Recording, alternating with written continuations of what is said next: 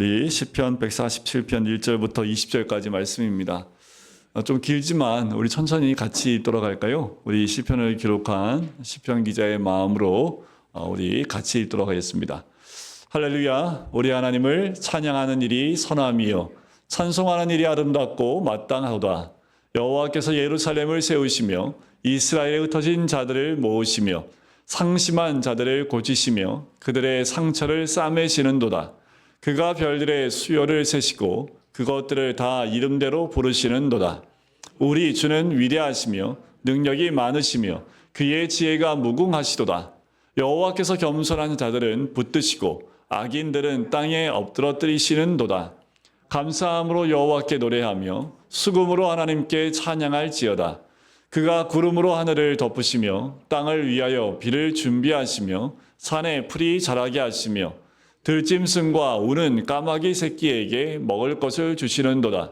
여호와는 말에 힘이 세다 하여 기뻐하지 아니하시며 사람의 다리가 억세다 하여 기뻐하지 아니하시고 여호와는 자기를 경외하는 자들과 그의 인자하심을 바라는 자들을 기뻐하시는도다. 예루살렘아 여호와를 찬송할지어다. 시온아 내 하나님을 찬양할지어다. 그가 내 문빗장을 견고히 하시고 내 가운데에 있는 너의 자녀들에게 복을 주셨으며 내 경내를 평안하게 하시고 아름다운 밀로 너를 배불리시며 그의 명령을 땅에 보내시니 그의 말씀이 속히 달리는도다. 눈을 양털같이 내리시며 서리를 재같이 흩으시며 우박을 떡 부스러기같이 뿌리시나니 누가 능히 그의 추위를 감당하리요.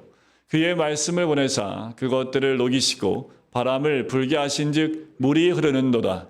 그가 그의 말씀을 야곱에게 보이시며 그의 율례와 규례를 이스라엘에게 보이시는도다.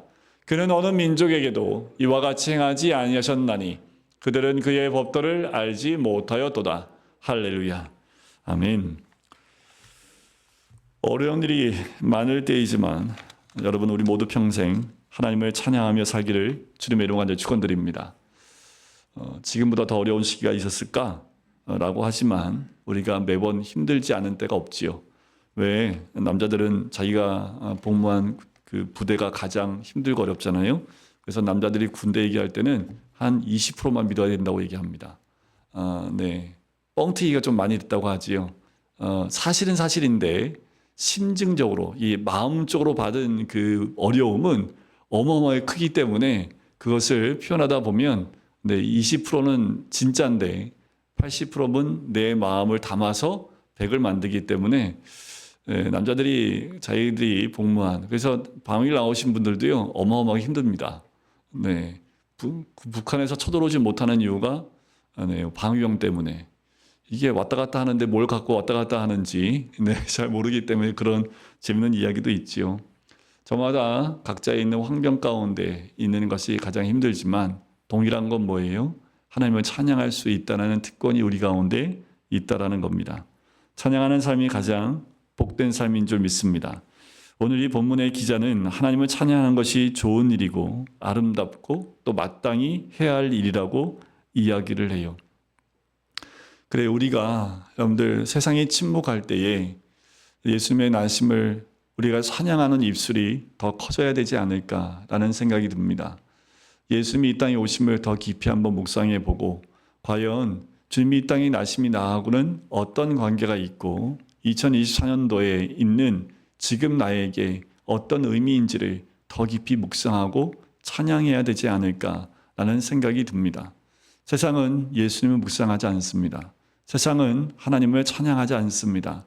그렇다고 해서 세상에 눌려있는 우리의 모습이 아니라 그 와중에도 우리는 하나님을 찬양하고 예수님의 이 땅에 나심을 찬양할 수 있는 입술이 되어야 될 줄 믿습니다.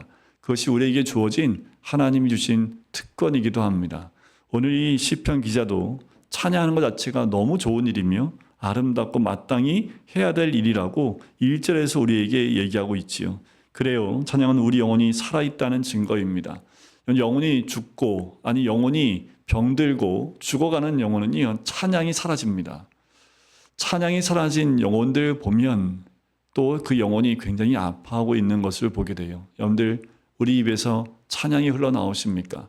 찬양이 흘러나오지 않을 때는 귀에다 꽂고 찬양을 들으세요. 그 찬양을 들으며 내 영혼이 살아날 수도 있습니다.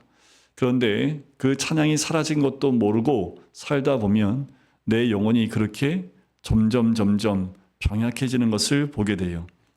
잠든 영혼이 깨어나야 합니다. 영혼이 살아야 모든 문제가 해결되기 때문에 그래요. 그래서 내 영혼에 찬양이 있는지를 점검해 보실 필요가 있습니다. 시편 기자는 우리가 하나님을 찬양해야 하는 이유가 세 가지가 있다고 이야기를 해요. 첫 번째는 하나님께서 우리를 구원해 주셨기 때문이라고 이야기합니다. 그것이 바로 2절과 3절에 나와 있는 이야기예요. 그런데 이스라엘 민족을 봐도 그 민족을 고난의 민족이라고 얘기할 만큼 고난이 참 많은 민족입니다. 성경에 나와 있는 이스라엘 민족뿐만 아니라 세계사 가운데 나와 있는 유대인들을 봐도 얼마나 고난이 심한 민족인지를 알 수 있지요. 하지만 동시에 고난이 심한 민족일수록 하나님의 구원과 회복과 치유의 은혜를 가장 극적으로 체험한 민족이 이 유대인이기도 합니다. 출애굽 당시에 하나님께서는 능력과 지혜로 이스라엘 백성을 애굽에서 구원해내신 것을 우리는 출애굽기를 통해서 이미 알고 있습니다. 유다 백성이 바벨론 포로에서 해방될 때도 이것은 사람이 계획할 수도 없는, 상상할 수도 없는 하나님만 하실 수 있는 능력으로 이스라엘 백성을 다시 컴백하게 하셨다라는 거예요. 그 과정을 보면 도대체 이해가 안 갑니다. 이것은 하나님의 역사라고밖에 고백할 수밖에 없는 거지요. 하나님은 우리를 구원하시는 하나님이십니다. 그래서 하나님을 찬양하는 것이 마땅하다라는 거예요. 오늘 이곳에 우리가 나와 앉아있는 것, 그 자체 하나만으로도 하나님을 찬양하기에 충분하다라는 겁니다. 우리도 마찬가지예요. 하나님의 독생자 예수 그리스도께서 십자가에 죽으심으로 죄의 종으로 저주 아래에 있던 우리가 구원을 받았습니다. 근데 이거 하나만으로도 우리는 죽을 때까지 여호와 하나님을 찬양해야 합니다. 그 주님을 찬양할 수밖에 없는 거지요. 우리 민족을 봐도요. 이 민족이 근대에 들어와서 얼마나 하나님의 놀라운 복을 누리는지 모르겠어요. 왜 하나님 복을 주셨는지 모르겠습니다. 신학자들은 여러 가지 이유를 얘기할 수 있을지 모르겠습니다. 그런데 이 한 민족이 잘나서 하나님이 복 주신 거 전혀 없습니다. 저는 아무리 봐도 왜 한국 땅 가운데 이런 전세에서 이렇게 작은 땅 가운데 복음의 역사를 허락하셨는지 도대체 이해가 안 가요. 단 한 가지 찾아보라고 한다면 이 땅에 와서 복음을 전하고 죽은 순교한 선교사님들 외에는 답이 없습니다. 그냥 와서요. 어린 아기들도 죽어요. 그 아기들이 무슨 죄가 있어서 죽겠습니까? 왜 순교하겠습니까? 부모가 선교사이기 때문에 이 땅에 와서 태어나자마자 풍토병에 걸려 죽은 수없이 많은 선교사의 자녀들이 굉장히 많습니다. 여러분들 그 무덤이 있는 곳 가보세요. 선교사님들 가족묘가 있을 정도로 선교사님들의 가족이 다 묻힙니다. 선교사가 다시 본국에 갔다가요. 다시 또 한국으로 또 와요. 한국 땅이 좋아서 왔을까요? 아니요. 사명이 있기 때문에 이 땅에 왔지요. 정말 전국적으로요. 이 땅 가운데 선교사의 피가 얼마나 많이 흐르는지 모르겠습니다. 지금 우리가 후원하고 있는 선교사님들도 있지만 전 세계에 정말 오지에 나가서 선교하는 우리 한국인 선교사님들이 굉장히 많습니다. 근데 너무나 가슴 아픈 건 뭐냐 하면 선교사님들의 자녀들이 많이 아파요. 왜 그렇게 아플까? 그건 아직도 기도의 제목이긴 하지만 그 오지 같은 땅 가운데 한국에 비하면 너무나 낙후된 그 땅 가운데에서 문화적으로도 그리고 여러 가지 문제에서 심리적으로 견디지 못해서 굉장히 이 영적으로 아파하는 선교사의 자녀들이 굉장히 많습니다. 또 완전 반대로요. 완전히 이 천재예요. 이상하게 선교사님들 자녀들 가운데 천재가 그렇게 많아요. 그래서 선교사님 자녀들 가운데 정말 월등한 학력 수준을 갖고 정말 교육을 받고 있는 선교사님들 자녀들도 굉장히 많습니다. 한국 땅엔 선교사님들의 그 순교의 피가 곳곳에 있었기 때문에 하나님이 이 땅을 붙잡고 계시다라고 저는 그렇게 생각을 합니다. 여러분들 이 땅 가운데 나라를 잃어버렸던 그 때에도 하나님께서 광복을 허락하셨고 이 땅이 공산화될 뻔한 그 전쟁 때에도 많은 사람들이 순교를 했지만 이 땅 가운데 하나님이 공산국가로 만들지 않으셨다라는 거지요. 다시 회복시키시고 우리 신앙의 자유를 얻을 수 있도록 이 땅 가운데 큰 은혜를 내려주셨습니다. 그것뿐입니까?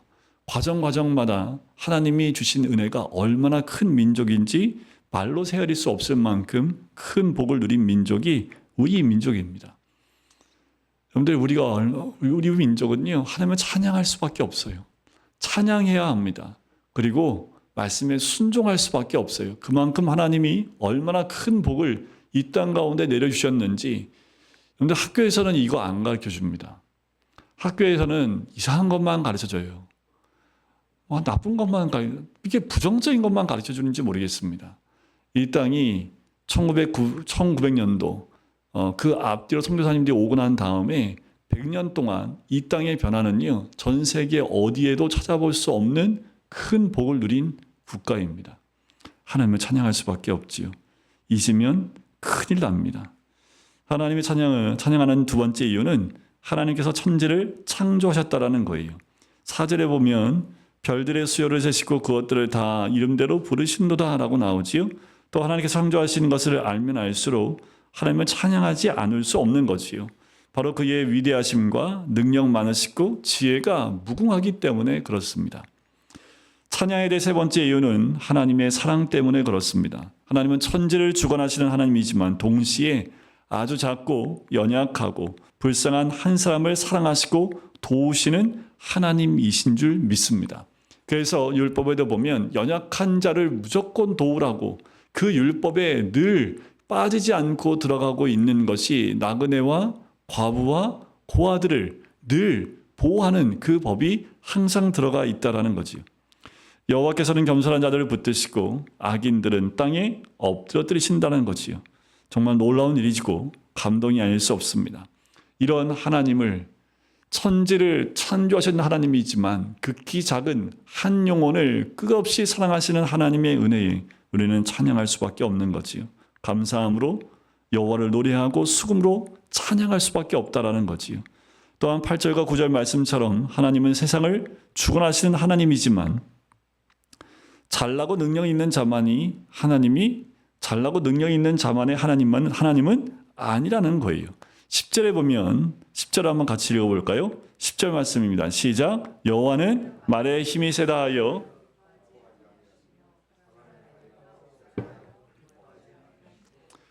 얼마나 은혜가 되는지 모릅니다. 네, 저는 다리가 억세지 못하기 때문에 참 은혜가 되는데, 여기서 여호와는 말에 힘이 세다 하여, 자, 이게 뭐냐면 전쟁터를 달리고 있는 준말을 의미합니다. 이스라엘 백성, 특별히 다윗에게 왕권을 허락하시면서 나라를 허락하시면서 주의사항이 있습니다.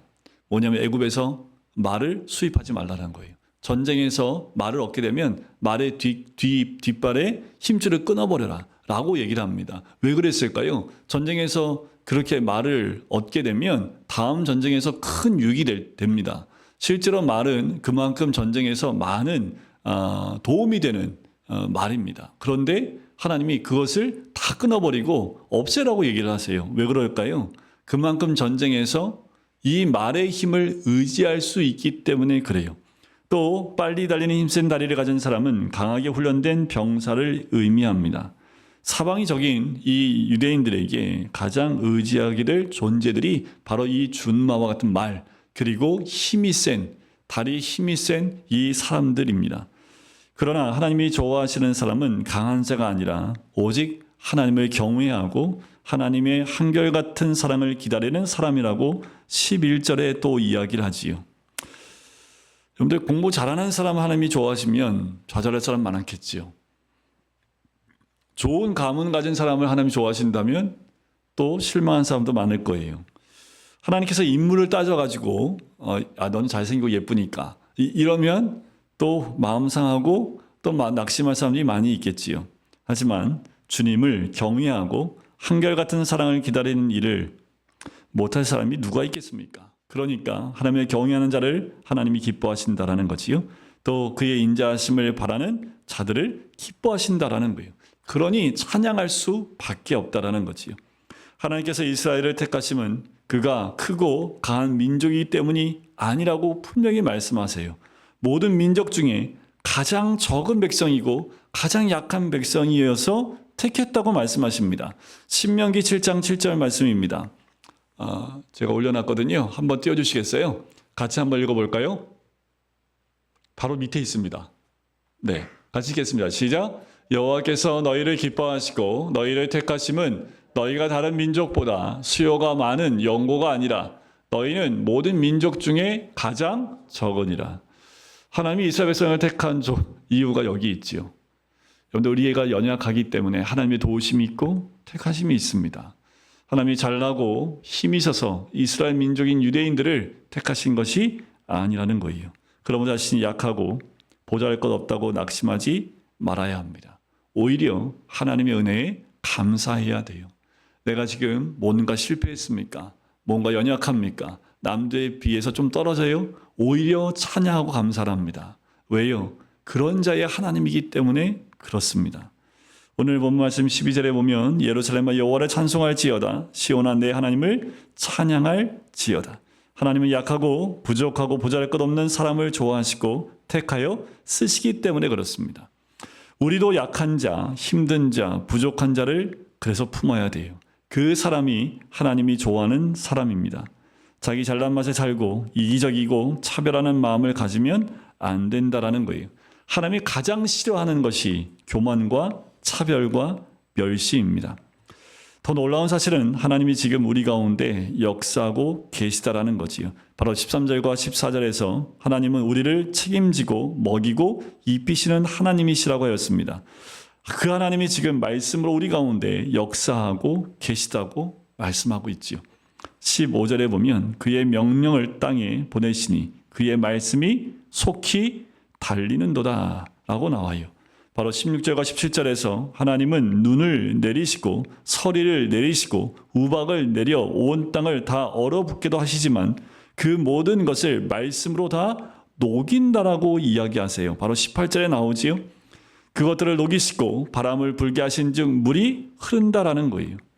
얼마나 놀랍고 사모할 만한 말씀인가라는 거예요. 우리는 지금 살리는 말씀, 얼음도 녹이는 말씀의 역사를 사모해야 합니다. 그 말씀이 내 안에 임할 때에 내 마음에 언 것도 또 얼어있는 모든 것들을 다 녹이시고 또 서리도 녹게 하시는 하나님의 은혜가 말씀의 역사 가운데 있는 줄 믿습니다.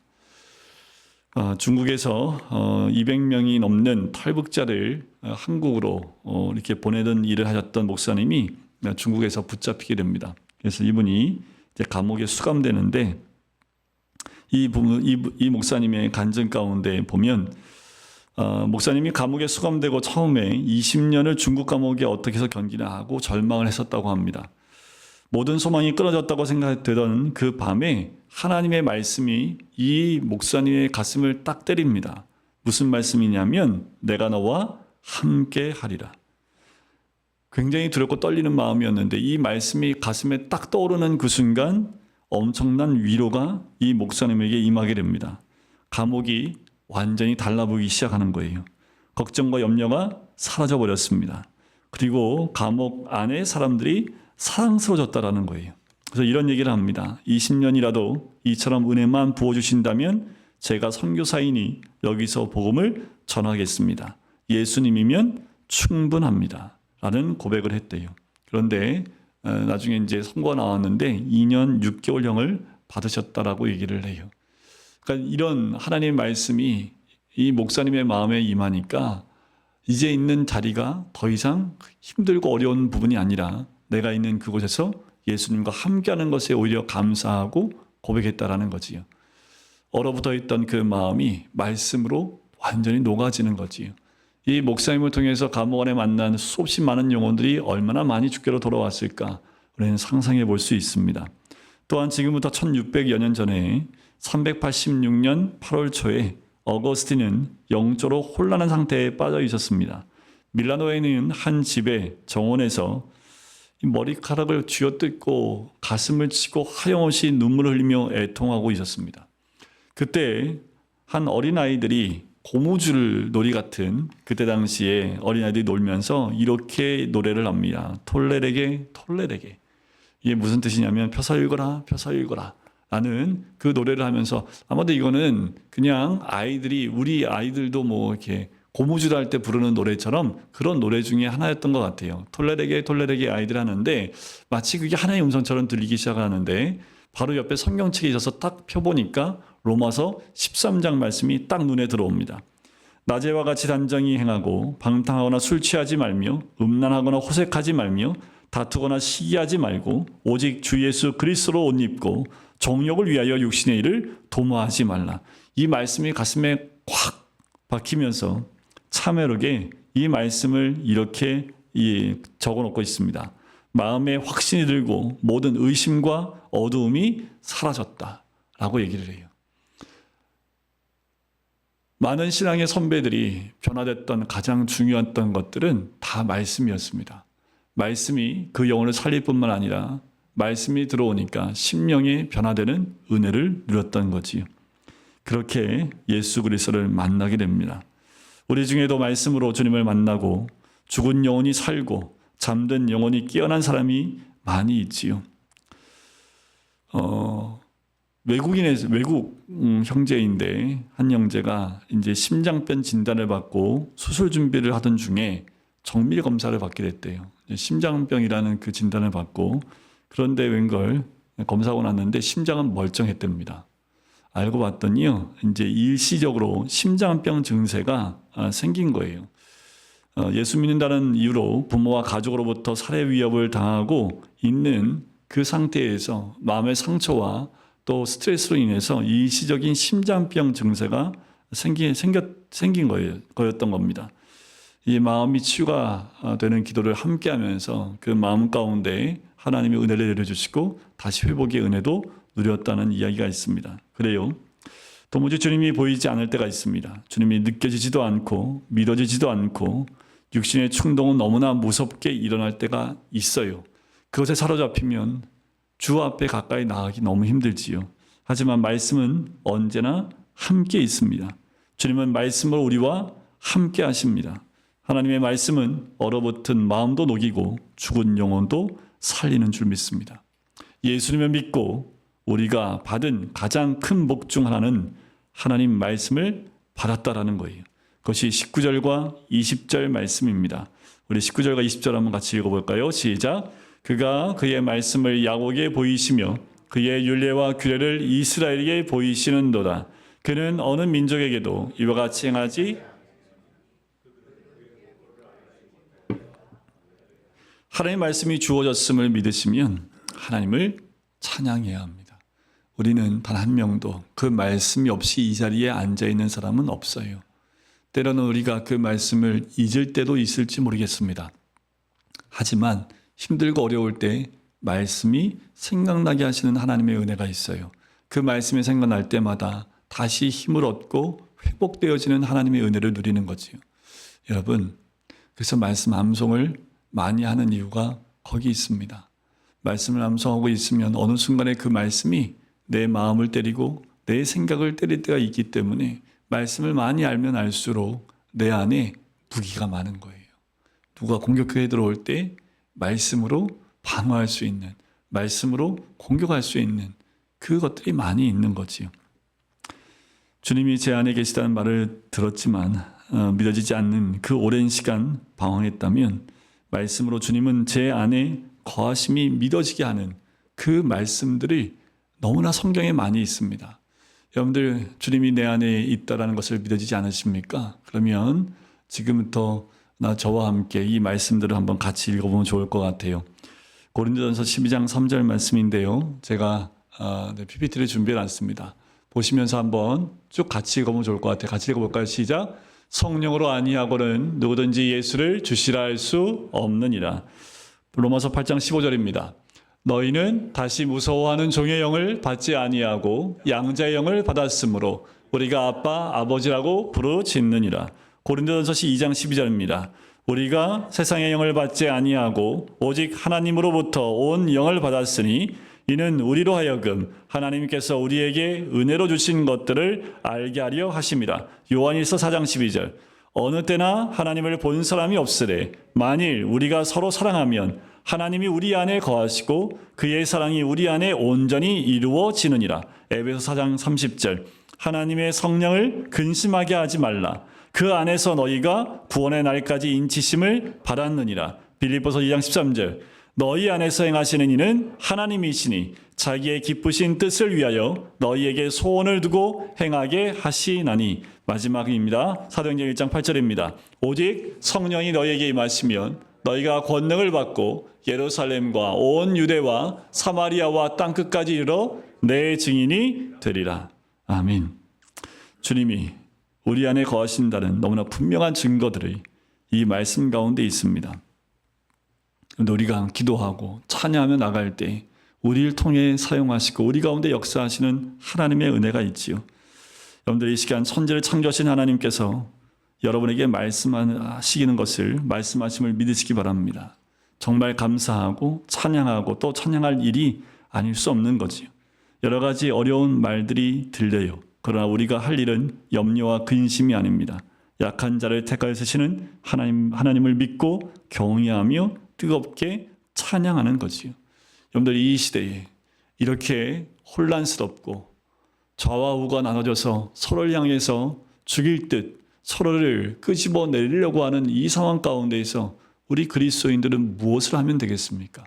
그것을 보고 한탄하고 그것을 보고 공격하는 것이 우리 그리스도인의 모습이어야 될지, 아니면 아예 눈을 딱 감아버리고 신경도 안 쓰고 무시해버리고 쳐다보지 않는 것이 우리 그리스도인의 참 모습일까요?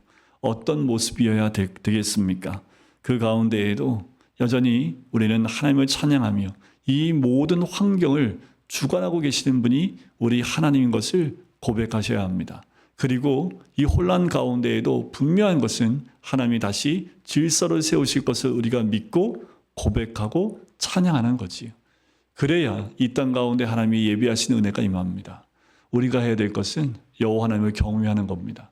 우리가 해야 될 것은 여호와 하나님을 찬양하는 겁니다.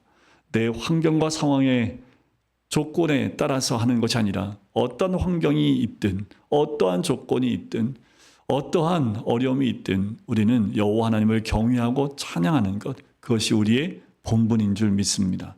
여러분들 삶 가운데 찬양을 잃어버리지 않기를 소원합니다.